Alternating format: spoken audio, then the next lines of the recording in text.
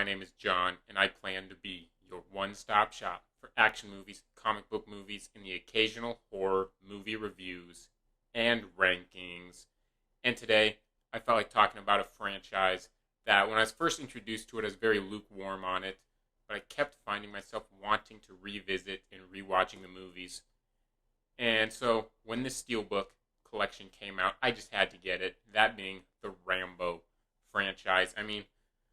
I just love this artwork here and the design of this Steelbook collection. I couldn't get it the first week it came out, but I I had to get it the next week when I was able to. And after I bought it, I felt like just watching through the movies, and so I felt like ranking them right here and now and taking a look at some of these Steelbooks. Look at this.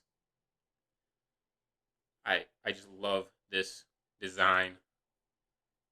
So let's get into it.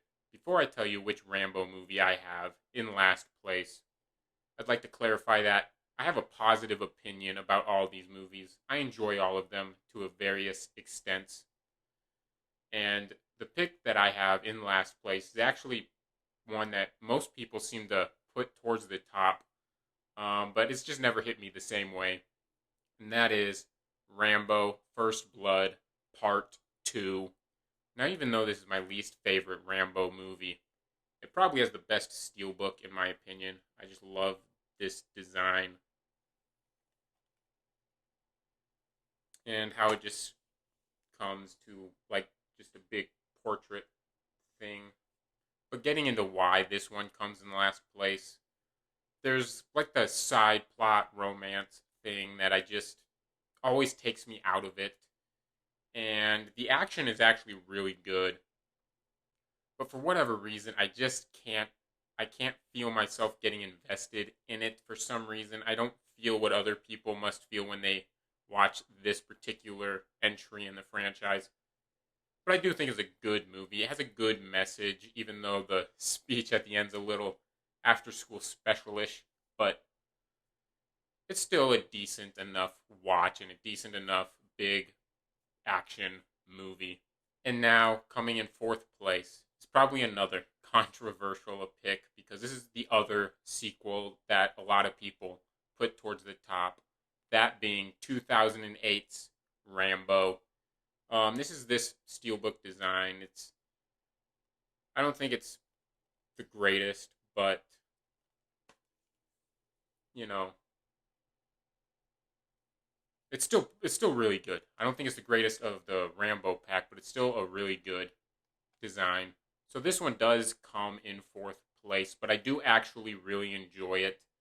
And it does kind of pain me a little bit to have to put it second to last, but you only got 5 movies here.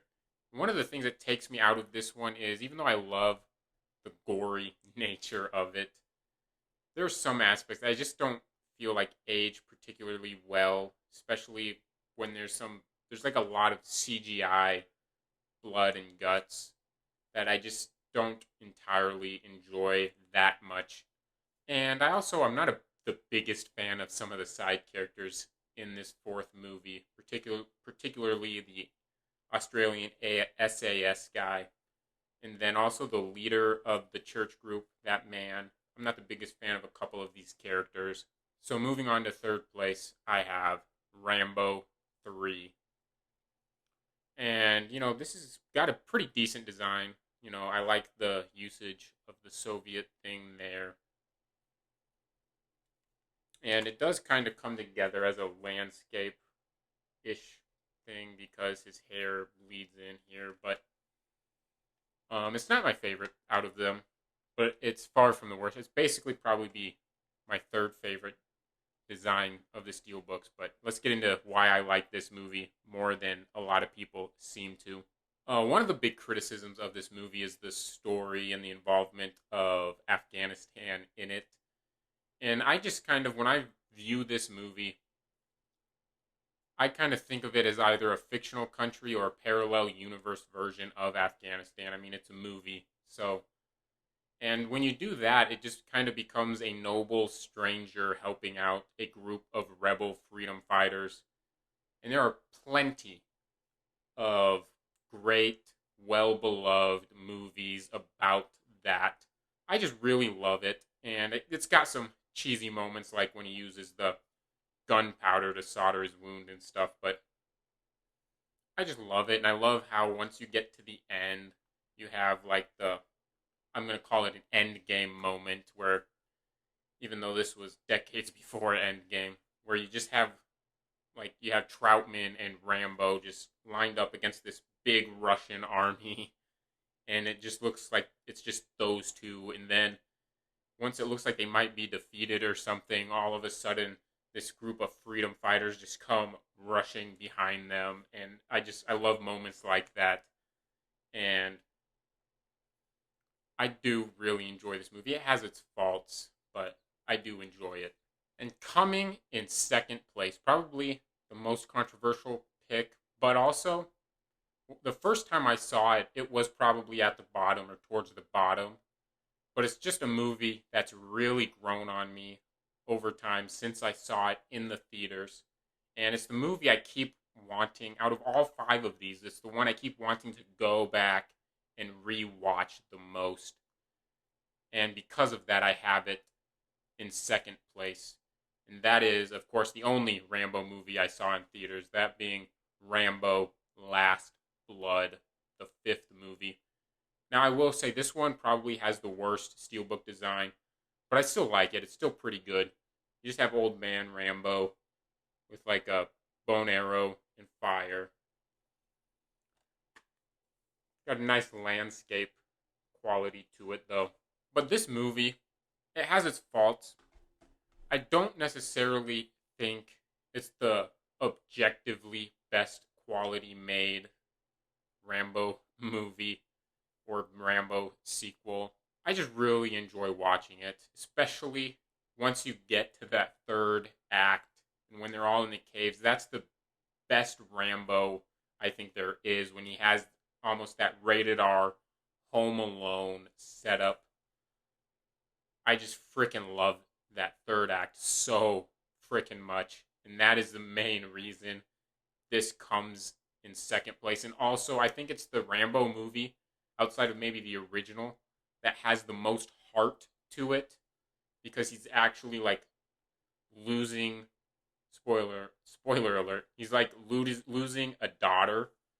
And so I just think this movie has a lot more heart than the other sequels as well. But it's really just does come down to that third act and how badass Rambo it is. And so coming in first place, what most people would probably put in first place is obviously the original First Blood. Now, I do, this has a really good design. I still think the part 2 has the best Steelbook design. But I like how this kind of has that nighttime look in the woods with Rambo and the Dennehy character. And so I do like the kind of simplicity to this design. This is just a fantastic movie. It's got some great commentary on the Vietnam War and how veterans got treated in the 70s and 80s. And it also kind of explores mental illness and PTSD to a very nice extent. And you do get some great Rambo moments and action moments as well, particularly when the cops are all getting booby-trapped and stuff. And one thing I do like about this movie in particular is he doesn't actually really kill anybody. Everyone gets like stabbed or shot in the legs and stuff. He doesn't actually kill them in this movie. And this movie just has one of my all-time favorite movie monologues, and that's the famous Rambo Sylvester Stallone monologue where he's just crying at the end, and I love it. It gives me goosebumps. It gives me chills every time I watch it. And this is a movie that when I first watched it, I was a little lukewarm on it. Outside of that monologue and the ending, I always loved that. But overall, I was lukewarm on it. But over time, I've just grown to really love this movie. And that is why it comes in at number 1. Thanks for watching this video. If you've seen all the Rambo movies, or even if you haven't, I'd love to hear your thoughts and rankings of the ones you have seen in the comments down below. And this is just my ranking, it's not yours. I would love to hear yours. And if you love this franchise, if you like this video, if you like me, go ahead and smash that thumbs up button and smash that subscribe button as well if you love these big action franchises as I do. I am sure to have something you'll enjoy in the future. And I will return next time when I see you again.